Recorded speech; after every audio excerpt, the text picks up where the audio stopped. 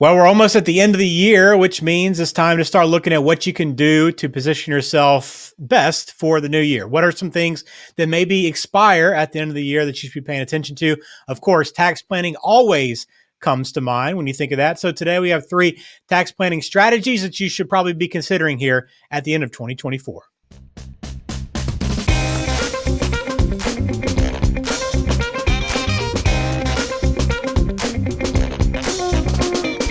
Hello, welcome in. This is Retire Right, a Wyze Wealth Advisors podcast. I am Ben George with Ryan Wyatt.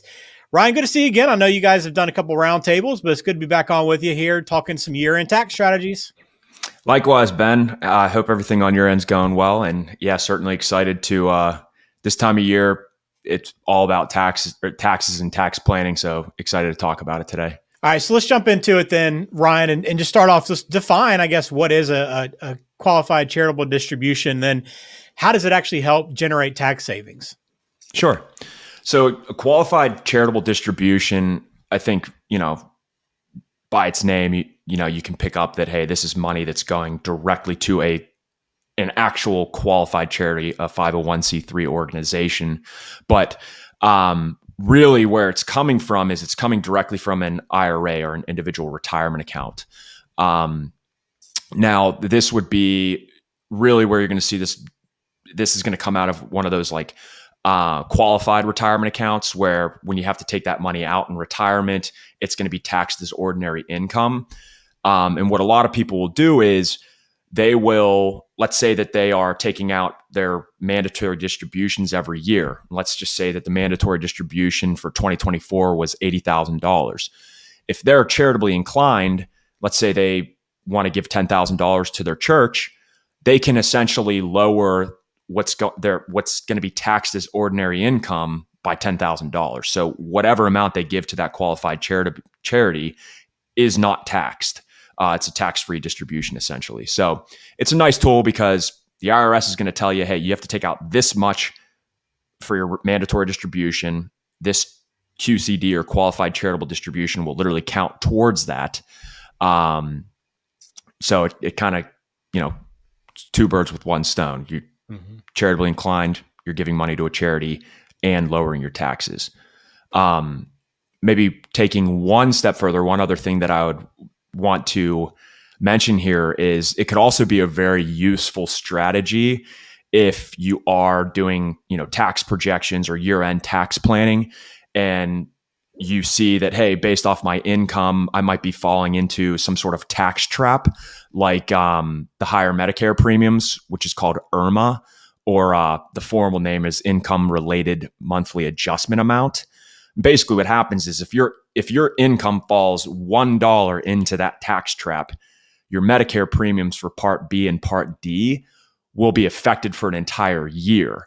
So if you're doing these projections and you know that you're going to be subject to that, doing something like a qualified charitable distribution to lower your income amount and keep you out of that tax trap could be a really effective strategy for you. What is a tax trap? What do you exactly mean by that? And kind of how do QCDs play that role? Yeah. I'll explain a little bit further than I did there. I know I kind of glossed over it, but I'll just expand on what I had mentioned earlier. A tax trap is basically where a decision or kind of a maybe lack thereof a decision results in higher taxes than expected.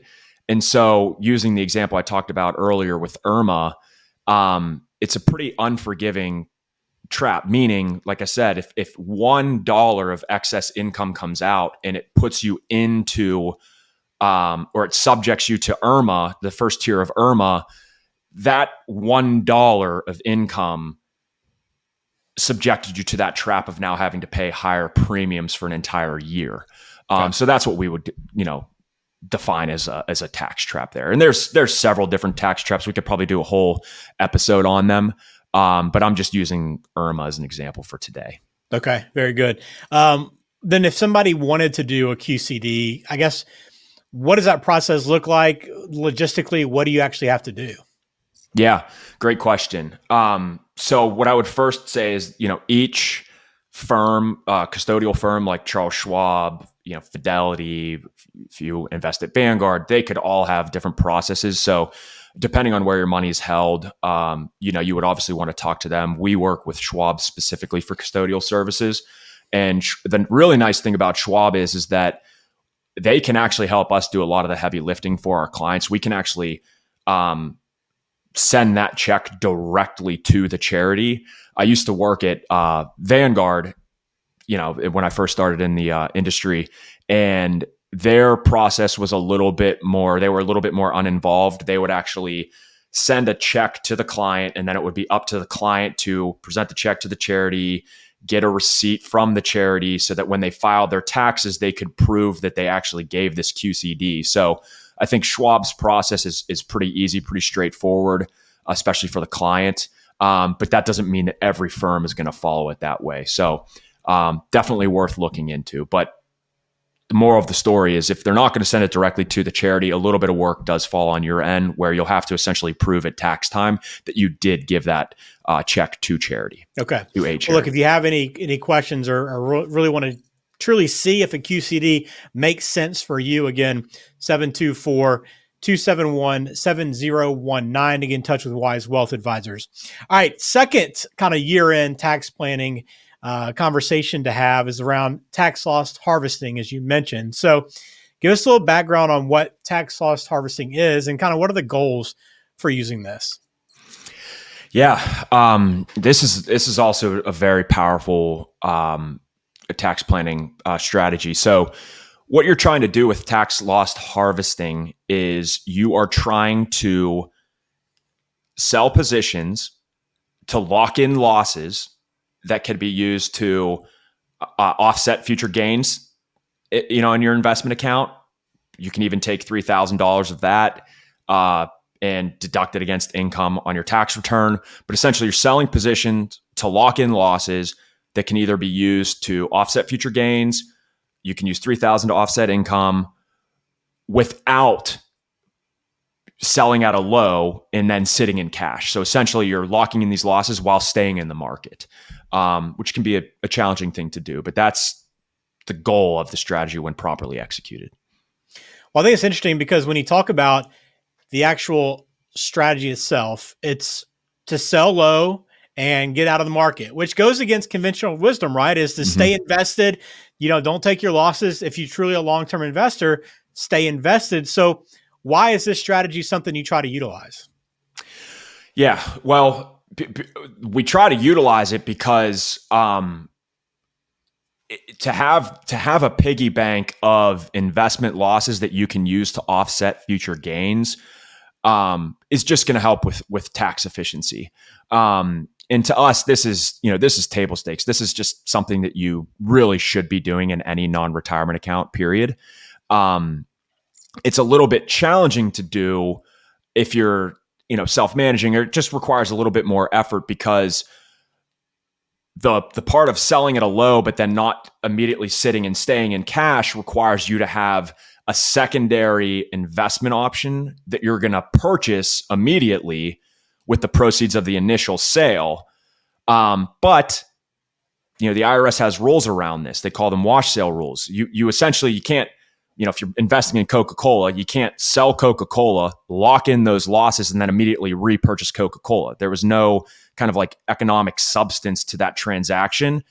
The IRS is gonna, they're really not going to allow that loss to be realized. So you would have to, in this example, buy a similar investment, and it's, I think, intentionally kind of like a ambiguous definition set by the IRS. But you just can't buy the exact investment back. It has to be, it should be similar, I guess is the best way to put it. We use exchange traded funds, so it's kind of easy for us to keep the overall same allocation or exposure in parts of the market that we want by using a primary and a secondary ETF when tax loss harvesting. Maybe a individual stock isn't truly a fair example to use. I know that's always easiest and best if you're working with a team like yourself at Wyze Wealth that can help you kind of navigate this tax loss harvesting and get it right. And then again, as you mentioned, that secondary step of having that other investment to kind of put your money into. But if there is someone watching this that's kind of looking to maybe do this independently and take advantage of the strategy on their own, is there any advice you'd give someone that in that position?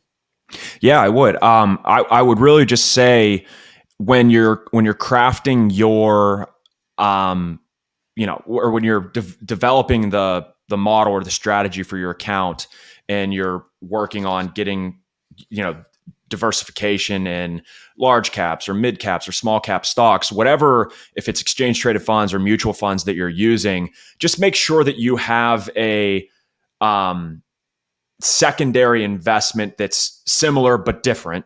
Again, I know that's vague, that you could immediately purchase into, so that, again, you're not selling at a low and then sitting in cash, because that would kind of defeat the purpose there. Schedule your complimentary review with Ryan and his team today.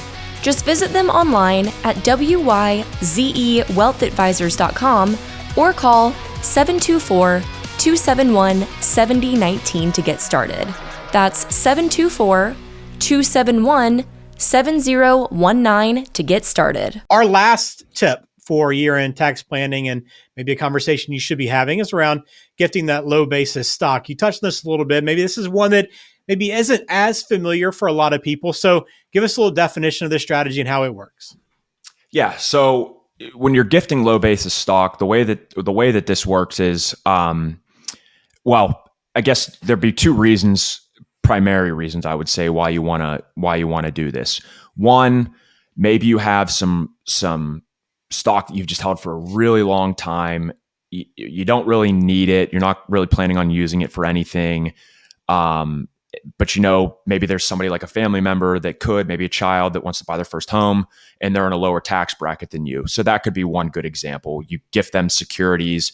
Doesn't make sense for you to sell it. You're in a higher tax bracket, but if they sell it, they're at a lower bracket, could be more efficient for them to do that.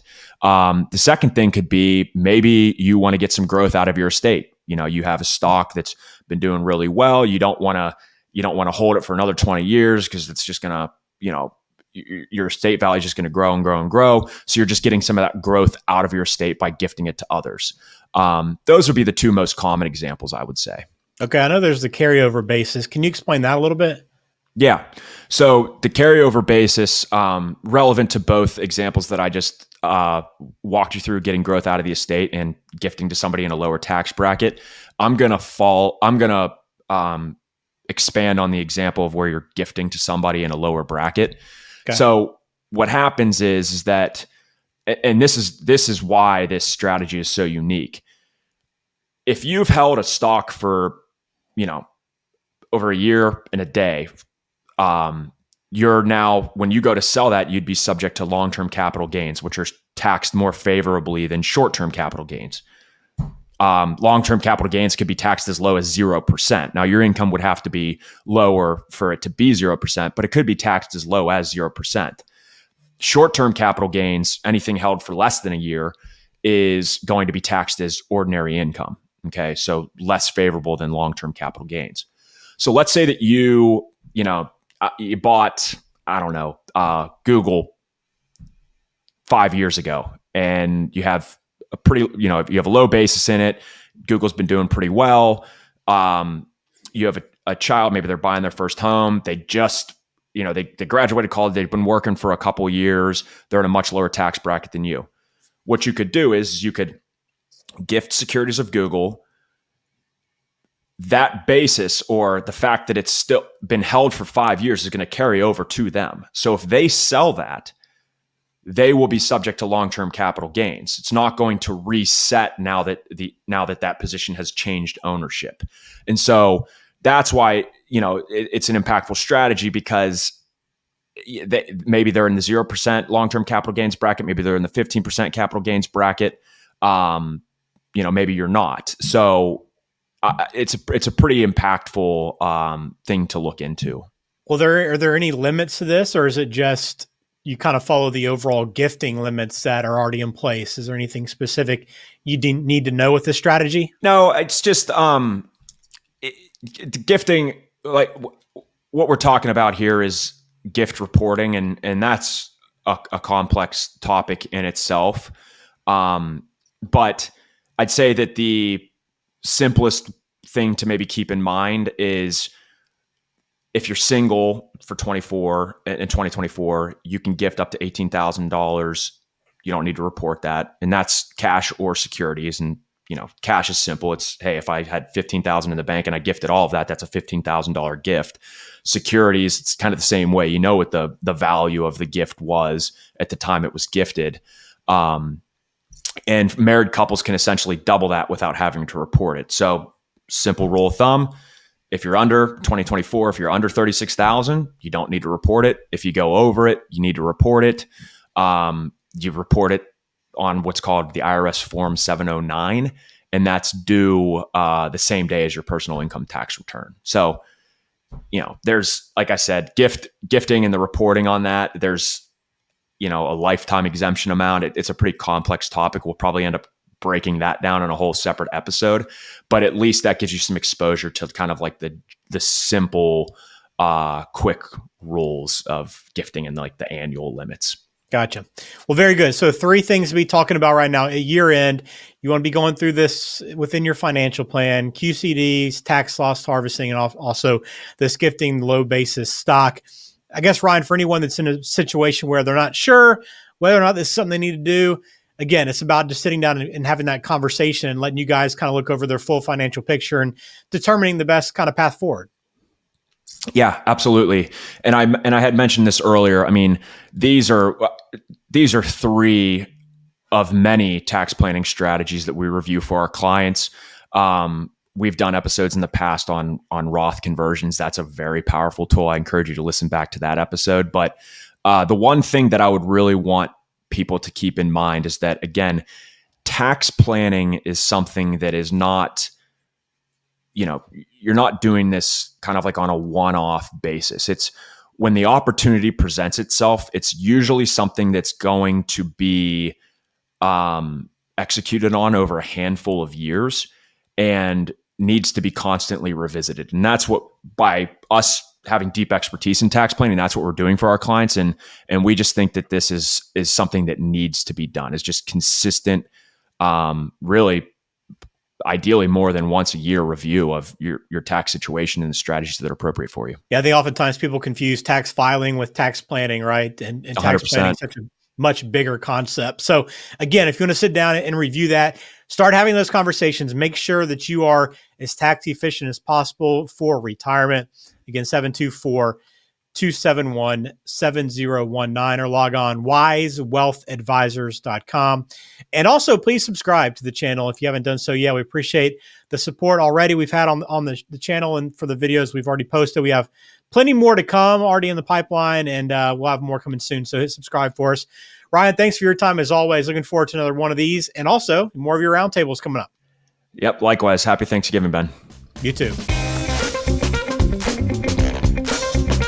This episode's content is for informational purposes only. Opinions expressed herein are solely those of Wyze Wealth Advisors, unless otherwise specifically cited. Material presented is believed to be from reliable sources, and no representations are made by our firm as to other parties' informational accuracy or completeness. All information or ideas provided should be discussed in detail with an advisor, accountant, or legal counsel prior to implementation.